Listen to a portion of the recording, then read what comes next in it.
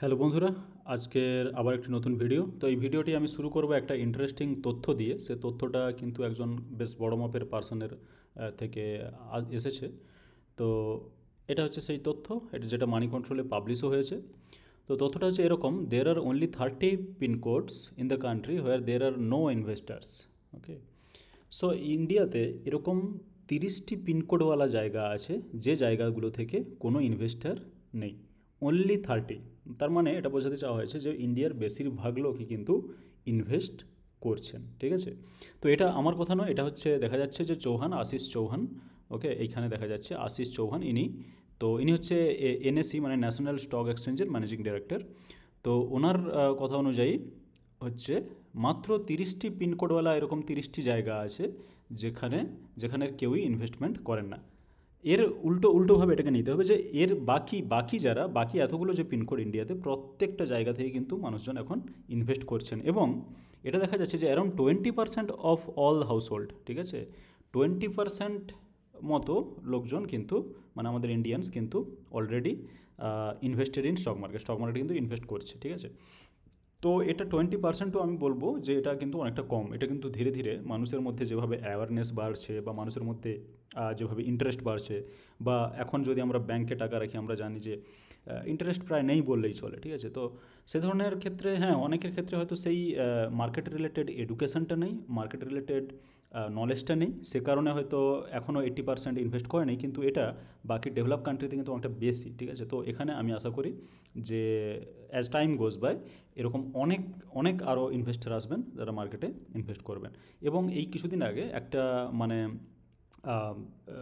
আরবিআইয়ের যে গভর্নর শক্তিকান্ত দাস উনি বলেছিলেন যে এখন কিন্তু মানে যারা বেশিরভাগ তো ফিক্সড ডিপোজিটে মানে টাকা রাখতো, সেই ফিক্সড ডিপোজিটের টাকা কিন্তু এখন বেরিয়ে স্টক মার্কেটে আসছে। সেজন্য লিকুইডিটি ক্রাঞ্চ হচ্ছে। লিকুইডিটি ক্রাঞ্চ মানে ব্যাংকরা, যেহেতু আমরা ব্যাংকে গিয়ে বেশি পরিমাণ টাকা দিচ্ছি না, বা ব্যাংকে যেটা রাখতাম সেটা হয়তো আমরা মানে বেশিরভাগ এখন একটা ট্রেন্ড এসেছে যেটা ব্যাংক থেকে টাকা বেরিয়ে মার্কেটে চলে আসছে। তো ব্যাংকের কাছে যেহেতু টাকা পড়ছে না, তাহলে ব্যাংকের সেই বিজনেস সেটা কিন্তু কিছুটা হলেও কমে আসছে। এবং সে কারণে ব্যাংকের কাছে যেহেতু টাকা থাকছে না, তাহলে লিকুইডিটি বা যে ধরনের বিভিন্ন বিজনেস বা বিভিন্ন কনস্ট্রাকশন, বিভিন্ন জায়গায় টাকা লাগে যেগুলো ব্যাংক থেকে ওই টাকাটা আসে বা লোন হিসেবে যে টাকাটা আসে, সেটা কিন্তু আসতে অসুবিধা হবে। তার কারণ কেউ আর ব্যাংকে টাকা রাখতে চাইছে না।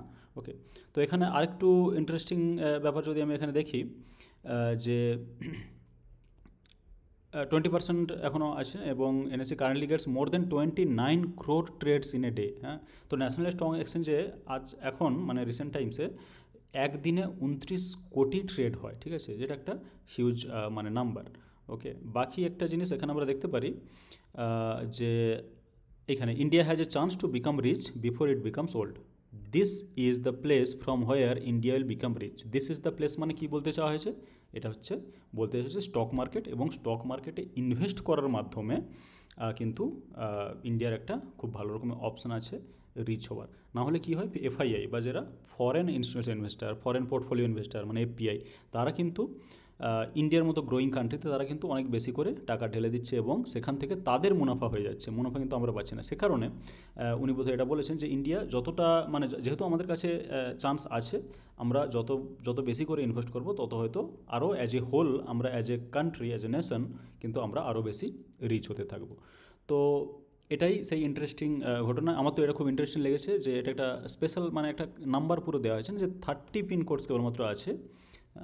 হয়তো 30, সেটা 32 হতে পারে, সেটা 28 হতে পারে, সেটা আমি জানি না। যাই হোক, কারণ 30 পিনকোড আছে যেখানে লোকরা কিন্তু এখনও পর্যন্ত স্টক মার্কেটে ইনভেস্ট করেনি। ঠিক আছে, তো আসল ভিডিওতে আসা যাক। আসল ভিডিওতে আসার আগে আমি বলতে চাইবো যে আমাদের যে টেলিগ্রাম চ্যানেল, সেই টেলিগ্রাম চ্যানেলে আমি আজকে একটা পোস্ট দিয়েছিলাম। সেটা হচ্ছে ডব্লিউপিআইএল, যে স্টকটা নিয়ে আমরা অনেক ভিডিও বানিয়েওছি। ঠিক আছে, ডব্লিউপিএল নিয়ে আমরা ভিডিও বানিয়েছি। এখানে এলেই মানে ভিডিওগুলোতে যারা দেখেন তারা জানতে বুঝতে পারবেন। তো সেখানে আমি একটা পোস্ট দিয়েছিলাম যে আজকে ডব্লিউপিআইএল আমি এটাকে লাগিয়ে নেব ওয়াচ লিস্টে, ডব্লিউপিআইএল। ওকে, তো এটা আজকে কালকের থেকে অনেকটা কম দামে ওপেনিং হয়েছিল। ঠিক আছে, আমরা এখানে দেখতে পাচ্ছি এইটা হচ্ছে ফার্স্ট ক্যান্ডেল। ঠিক আছে, বেশ প্রাইসটা কম থেকে মানে ট্রেড হতে শুরু করেছে। তো সেটার কারণ কী ছিল? সেটার কারণটা অ্যাকচুয়ালি আমি টেলিগ্রামে পোস্ট করেছিলাম। আমার টেলিগ্রাম চ্যানেলে যারা জয়েন করতে চান তাদেরকে কোথায় যেতে হবে? তাদেরকে এই যে ভিডিওতে দেখছেন এর ডেসক্রিপশানে যেতে হবে, বা যে কোনো ভিডিও আমার চ্যানেলে গিয়ে যে কোনো ভিডিওর ডেসক্রিপশানে গেলে, ফর এক্সাম্পল 70,000 প্রফিট বুক করলাম, এই যে প্রথমে দেওয়া আছে এটাই হচ্ছে, এইখানেই টেলিগ্রাম চ্যানেলটি দেওয়া আছে, ঠিক আছে? এইটুকু হচ্ছে আমার টেলিগ্রাম চ্যানেল, ঠিক আছে?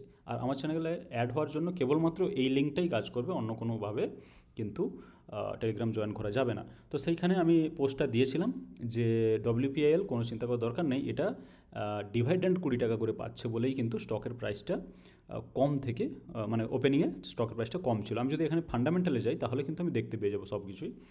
তো ইভেন্ট এখানে দেখা যাচ্ছে যে কোয়ার্টারলি রেজাল্টস অগাস্ট 7 এবং ডিভাইডেন্ড RS20 পার শেয়ার, এটা হচ্ছে অগাস্ট 2, মানে আজকেই তার এক্স ডেট ছিল। এক্স ডেট মানে কি? যেই দিন স্টকটা এক্স ডিভাইডেন্ড ট্রেড করবে, মানে কি যে পরিমাণ ডিভাইডেন্ড দেওয়া হচ্ছে, যেমন এই স্টকের ক্ষেত্রে এক্সাম্পল আমি নিচ্ছি যে 20 টাকা, ঠিক আছে? তো এই স্টকের ক্ষেত্রে 20 টাকা পার শেয়ার ডিভাইডেন্ড মানে কালকের যে প্রাইস সেটার থেকে 20 টাকা কমিয়ে কিন্তু ট্রেড করানো শুরু হবে মার্কেটে, ঠিক আছে? তো এটা একটা প্রাইস অ্যাডজাস্টমেন্ট। যখনই কোনো স্টকের, এটা শুধু এই স্টকের নয়, যখনই কোনো স্টকের ক্ষেত্রে ডিভাইডেন্ড আসে তখন যে পরিমাণ টাকা ডিভাইডেন্ড আসে সেটাকে কিন্তু স্টক প্রাইস থেকে বাদ দিয়ে স্টকটাকে পরের দিন ট্রেড করানো হয়, ঠিক আছে? তো 20 টাকা করে কমে গেছিলো বলেই কিন্তু স্টকের প্রাইসটা আলটিমেট কমে গেছিলো। আর এক্স ডেট মানে আজকে প্রথম এই 20 টাকা কমিয়ে ট্রেড হচ্ছে, কালকে পর্যন্ত কিন্তু 20 টাকা ছিল। আর যাদের কালকে পর্যন্ত স্টক ছিল তাদের কাছে কিন্তু প্রত্যেকের কাছে 20 টাকা পার শেয়ার পৌঁছে যাবে, ঠিক আছে? আমি যদি দেখতে চাই, ফর এক্সাম্পল আমার এখানে কতটা আছে স্টক সেটা দেখা যাচ্ছে, সেটা হচ্ছে 250 খানা স্টক আছে। তাহলে আমি যদি পার শেয়ার 20 টাকা করে পাই তাহলে কিন্তু আমি 5,000 টাকা এখান থেকে পেয়ে যাবো, সেটা আমার অ্যাকাউন্টে চলে আসবে এতদিন যেভাবে প্রত্যেকটা স্টক থেকে এসেছে। তো 5,000 টাকা ওখান থেকে ইনকাম হলো, প্লাস স্টকটা কিন্তু আজকে 4.67% আপ, ঠিক আছে? যেটা আবার একটা মানে ডবল মুনাফা বলতে গেলে। ওদিকে আমি 20 টাকা করে পাচ্ছি পার শেয়ার, এদিকে আবার স্টকটা বেড়েই চলেছে, ঠিক আছে? আরেকটা জিনিস যেটা ইম্পর্টেন্ট দেখার, যেটা হচ্ছে মূল বিষয়বস্তু, সেটা আমি দেখিয়ে দিচ্ছি আরেকবার। সেটা হচ্ছে কোয়ার্টারলি রেজাল্ট আসতে চলেছে অগাস্ট 7। তো এই যে ধরনের মানে আমরা মার্কেটে যেভাবে ট্রেড করি সেই ক্ষেত্রে কিন্তু আমরা হয়তো লং টার্ম স্টক কিনে নিয়ে একদম ঘুমিয়ে যাচ্ছি, সেটা কিন্তু নয়। আমরা কিন্তু স্টকগুলোকে ফলো করছি, কিনছি লং টার্মের জন্য সেটা ঠিক আছে, কিন্তু আমরা স্টকগুলোকে ফলো করছি যদি আমরা সুইং কিছু নিতে পারি। তো সেই জন্য সুইং নেওয়ার সবথেকে ভালো পদ্ধতি আমি বলে দিচ্ছি, সেটা হচ্ছে এই কোয়ার্টারলি রেজাল্ট যখন বেরোবে তার আশেপাশে কিন্তু বেশিরভাগ সময় সুইংগুলো আসে, বা কোনো যদি আলাদা করে নিউজ আসে সেটাতেও আসে, অফকোর্স সেটা আমি মানছি, কিন্তু কোয়ার্টারলি রেজাল্টের সময় সুইং আসার প্রবণতা বা সম্ভাবনা কিন্তু অনেক বেশি থাকে, সেটা যে কোনো স্টকের ক্ষেত্রে। তো সেই জন্য আমরা যে স্টকে ইনভেস্ট করে রাখবো, যেমন আমি এখানে WPIL-এ ইনভেস্ট করে অলরেডি রেখেছি, তো আমাকে একটু ফলো করে রাখতে হবে যে অগাস্ট 7 আমার রেজাল্ট আসছে, এগুলো কিন্তু একটু মাথায় রাখতে হবে, যেগুলো কিন্তু খুবই সুইং নেওয়ার জন্য খুবই মানে আইডিয়াল আদর্শ মানে একটা মানে ব্যাপার। তো সেখানে এর রেজাল্ট আসতে চলছে আগস্ট 7, এবং সেজন্য আমাদের একটু এই স্টকগুলোর দিকে নজর রাখতে হবে। আপনি চাইলে ওয়াচ লিস্টে এই স্টকগুলোকে লাগিয়ে নিতে পারেন, যেগুলো আমি বলছি। তো সেগুলোতে বিগ সুইং এলেও আসতে পারে, ঠিক আছে? তো এটা হলো প্রথম স্টক, সেটা আমি দেখালাম, এবং আমার যে ইনভেস্টমেন্ট আছে সেটাও দেখালাম, আমি কতটা ডিভিডেন্ড পাবো সেটাও দেখালাম, ঠিক আছে? এরপরে আরেকটা স্টকে আসবো যেটা আমি ভিডিও দিয়েছি আগে, ওকে ভিডিও দিইনি এরকম কিছু নেই, এমকে। তো এমকের ভিডিওটা আমি বলে দিচ্ছি।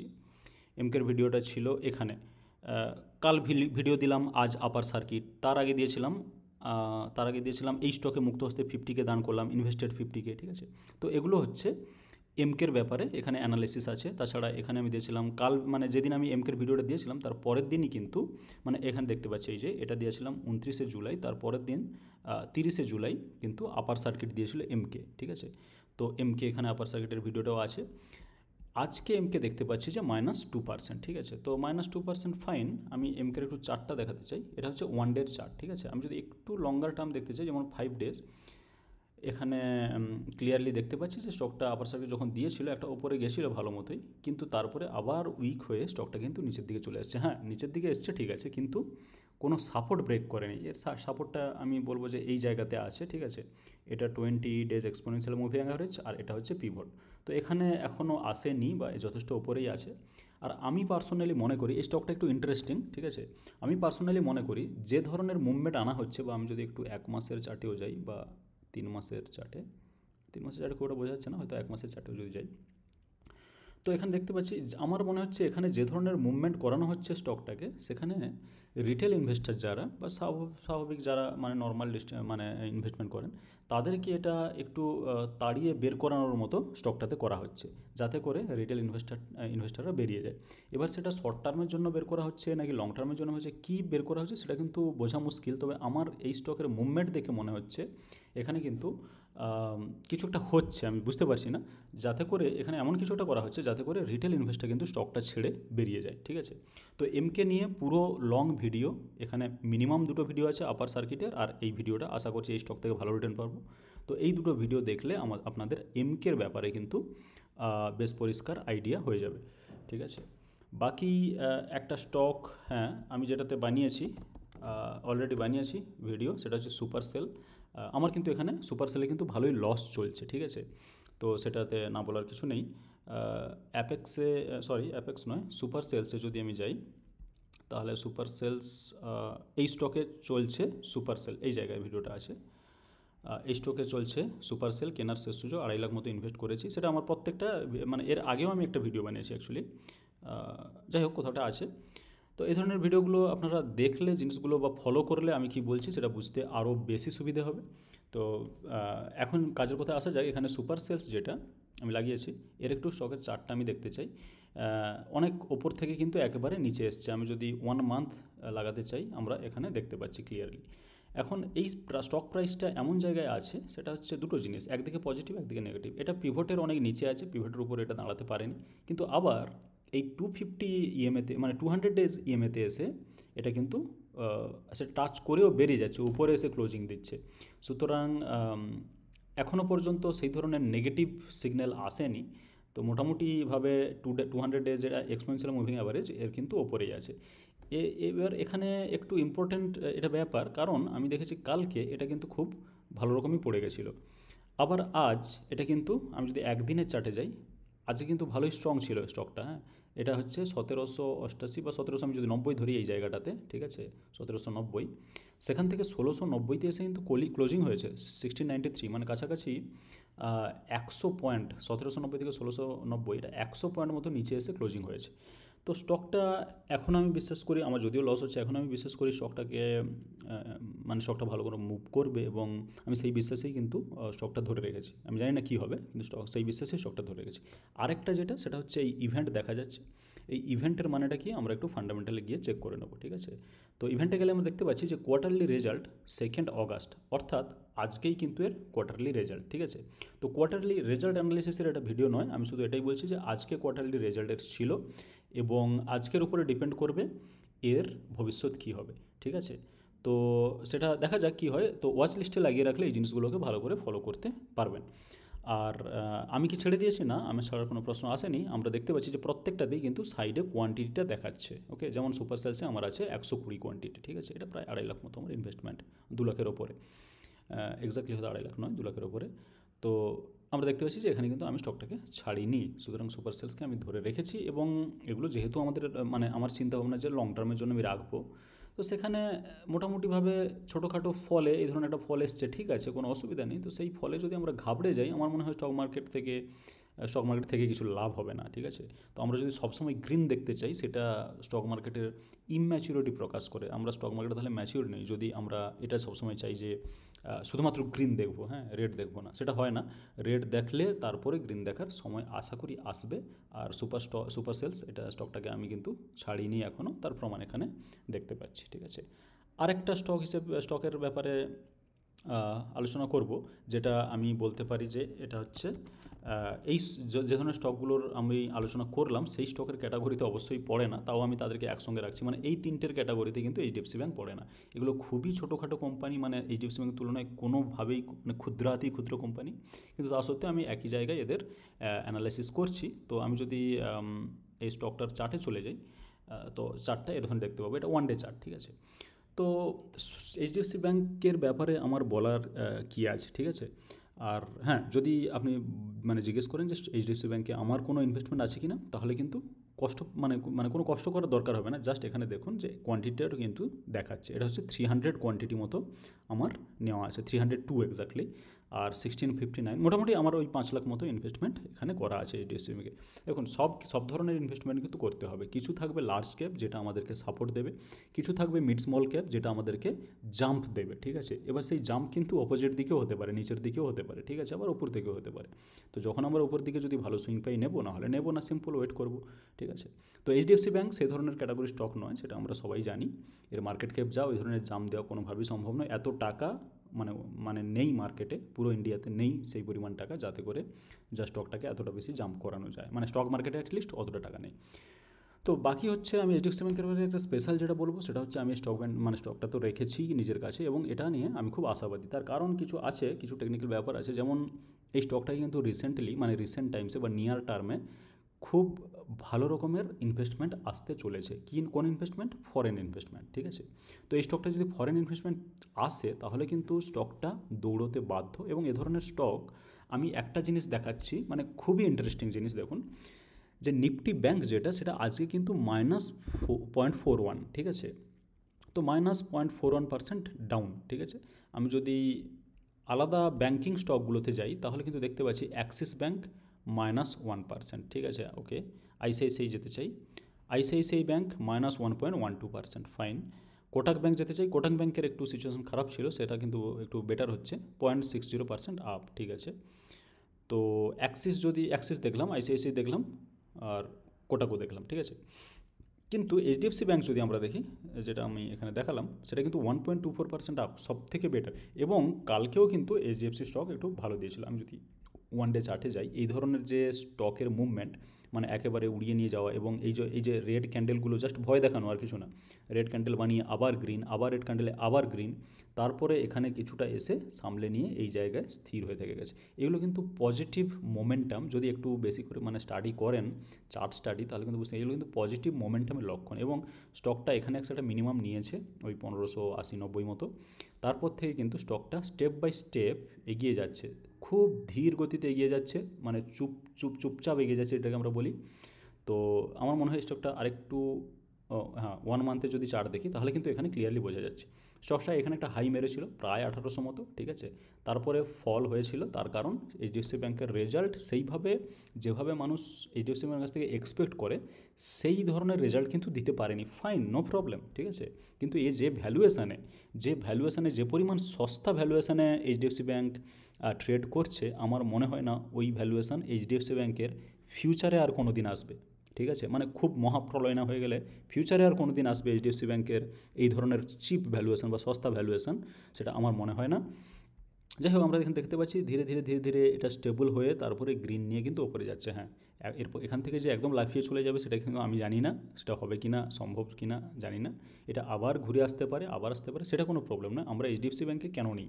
সুইং নেওয়ার জন্য নয়, আমরা এইচডিএফসি ব্যাঙ্কে কেন ইনভেস্ট করি? একটা সেফ ইনভেস্টমেন্ট, মোটামুটি একটা রিটার্ন দেবে, ঠিক আছে। এবং আমার মনে হয় আগামী 1 বছরে এইচডিএফসি ব্যাঙ্ক খুব ভালো রিটার্ন দেবে, যেটা আগের হয়তো 2-3 বছর একেবারেই রিটার্ন দেয়নি। আমি যদি 5 বছরের চার্টেও যাই তাহলে আমরা দেখতে পাচ্ছি যে এইচডিএফসি ব্যাঙ্ক কিছুই রিটার্ন দেয়নি। এটা 2021 সাল, এখানে হচ্ছে 2021 ফেব্রুয়ারি, তাহলে এখান থেকে 21 থেকে 24 জুলাই, এটা প্রায় 3.5 বছর, 3.5 বছরের কোনো রিটার্ন নেই। এই 1635 হোয়াটএভার যে প্রাইসটা আজকে আছে, সেটা আজ থেকে 3.5 বছর আগেও ছিল।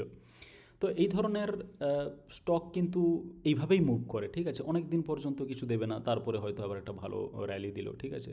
তো আমি স্টকটাতে রেখেছি, সেটা ক্লিয়ারলি বোঝা যাচ্ছে, এবং স্টকটা নিয়ে আমি যথেষ্ট আশাবাদী। এবং এ ধরনের স্টক হচ্ছে ভরসার স্টক, ঠিক আছে। আমি ভরসা করে এখানে রেখেছি, বাকি সব স্টক কিন্তু ভরসার হতে পারে না, ঠিক আছে। তো এই 4টি স্টক নিয়ে আলোচনা করলাম। আমি বন্ধুদের কমেন্ট কিছু আছে সেটা আমি দেখে নেব, কমেন্টে গিয়ে কমেন্টস। দাদা অ্যাপেক্স এখন কি নেওয়া যাবে? ওকে, অ্যাপেক্স, আমি অ্যাপেক্সটা লাগিয়ে নিচ্ছি। অ্যাপেক্স, তো অ্যাপেক্স আজকে -3% ডাউন। অ্যাপেক্স স্টক হচ্ছে খুব ইন্টারেস্টিং স্টক, ঠিক আছে। আমি এখানে এই অ্যাপেক্স স্টকে খুব স্পেশাল কিছু ভিডিও দিয়েছি, হ্যাঁ, সেগুলো আপনারা অবশ্যই দেখেছেন আশা করি। তো আমি যদি যাই এখানে ড্যাশবোর্ড বা কন্টেন্ট, ওকে, অ্যাপেক্স নিয়ে খুব অনেক ভিডিও দিয়েছি।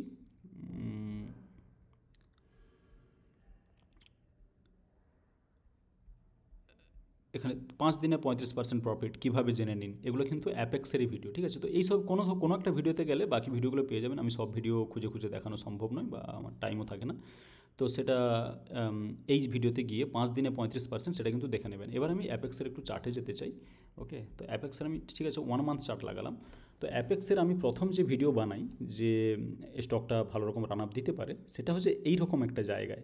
তো যেদিন আমি ভিডিও বানাই তার 1 বা 2 দিন পর থেকে এই ধরনের একটা র্যালি, পুরো র্যালি, সলিড র্যালি দিয়ে গেছে এবং 325 পর্যন্ত টাচ করেছে। কোথা থেকে?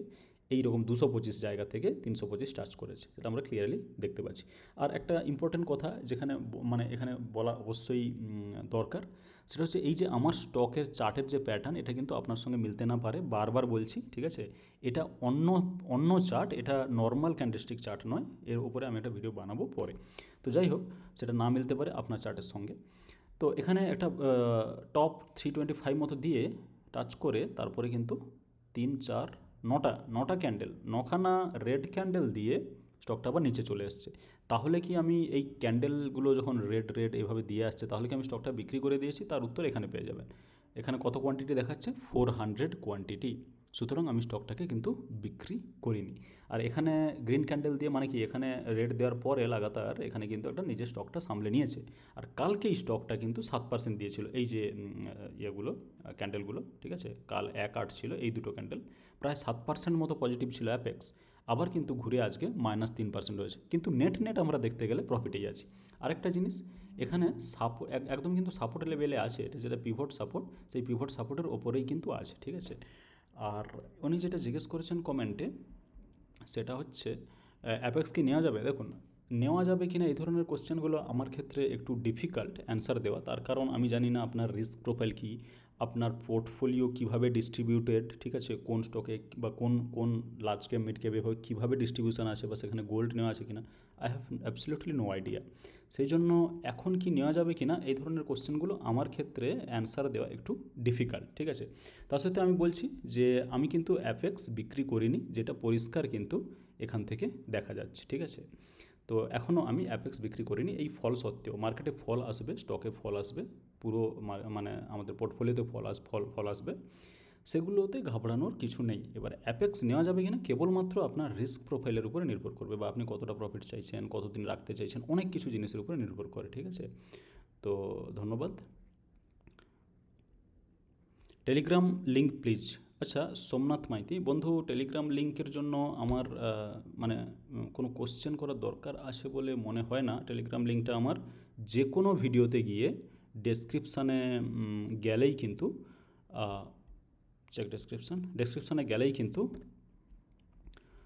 লিঙ্ক পেয়ে যাবেন, ঠিক আছে? যে কোনো ভিডিওতে, আমি যদি যে কোনো ভিডিওতে যান, এখানে দেখুন এই যে ছোট্ট একটা মোবাইলের একটা শেপ, তার ভেতরে কিন্তু প্রত্যেকটাতে লেখা আছে যে টেলিগ্রাম চ্যানেল আছে, এবং তার লিঙ্কটা হচ্ছে ডেসক্রিপশানে। সুতরাং আপনি যে কোনো ভিডিওতে গিয়ে ডেসক্রিপশান চেক করলে কিন্তু টেলিগ্রামের লিঙ্ক পেয়ে যাবেন, কেমন?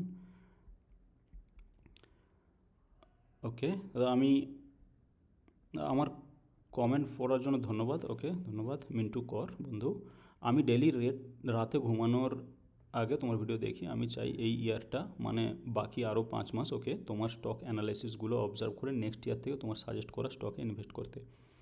আচ্ছা, 5 মাস স্টক অ্যানালাইসিস করার পর আমার মনে হয় 5 মাস কেউ যদি লাগাতার স্টক অ্যানালাইসিস করে এবং যদি অনেস্টলি জিনিসগুলোর ভেতরে গিয়ে জিনিসগুলোকে দেখার চেষ্টা করে, তাহলে আমার মনে হয় নেক্সট ইয়ারে গিয়ে আমার সাজেস্ট করা স্টকে আর ইনভেস্ট করার দরকার হবে না। আপনি যদি জাস্ট ফলো করেন, জাস্ট লার্নিং নিতে থাকেন, তাহলে কিন্তু আমার মনে হয় আপনি নিজের থেকেই সেটা করতে পারবেন, ঠিক আছে? আর 5 মাস নেক্সট আরও বাকি 5 মাস, ওকে 5 মাসটা প্রবলেম নয়, কিন্তু অনেকে চায় অনেক আরও 2 বছর পরে ইনকাম করে রাখবো মার্কেটে, সেগুলো কিন্তু একটু সেগুলো কিন্তু একটু আমি বলবো মারাত্মক। তার কারণ হচ্ছে স্টক মার্কেটে যত তাড়াতাড়ি শুরু করবেন তত তাড়াতাড়ি কিন্তু ততটা আরও বেটার হবে সেটা আপনার জন্য। এবার এখানে সেটা 4-5 মাস, সেটা ঠিক আছে, কোনো অসুবিধা নেই, ঠিক আছে? আর অবশ্যই যত তাড়াতাড়ি করতে হোক, লার্নিং না নিয়ে কোনো জিনিসই করা উচিত নয়। স্টক মার্কেটের মতো রিস্কি জিনিস তো একেবারেই নয়। লার্নিং না নিয়ে কোনো ধরনের কোনো বিজনেস হোক, স্টক মার্কেট হোক, কোনো স্টাডি হোক, কোনো কিছুই নয়, সম্ভব নয়, ডিসিশান নেওয়া উচিত না আমি বলবো। তো বাস এইটুকুই। ওকে, এই ভিডিওটা যথেষ্ট লেন্দি হলো সব কিছু জিনিস ডিসকাস করার কারণে। তো ভিডিওটি ভালো লেগে থাকলে ভিডিওটি লাইক করুন, এবং আমার এফোর্ট যেটা সেটা যদি ভালো লেগে থাকে আপনার, বা আমি যে এফোর্টটা দিচ্ছি, বা কোনো দিন দেরি হলেও আমি রাত্রি 11টার সময় হলেও ভিডিও বানিয়ে কিন্তু দিই, ঠিক আছে? তো আমার এফোর্টটাকে সাপোর্ট করার জন্য এটা করতে পারেন, লাইক করতে পারেন, চ্যানেলটাকে সাবস্ক্রাইব করে রাখতে পারেন, যাতে করে আমার প্রত্যেকটা ভিডিও আপডেট আপনার কাছে সঠিক সময়ে পৌঁছায়। ভিডিওটি দেখার জন্য আপনাকে অনেক ধন্যবাদ।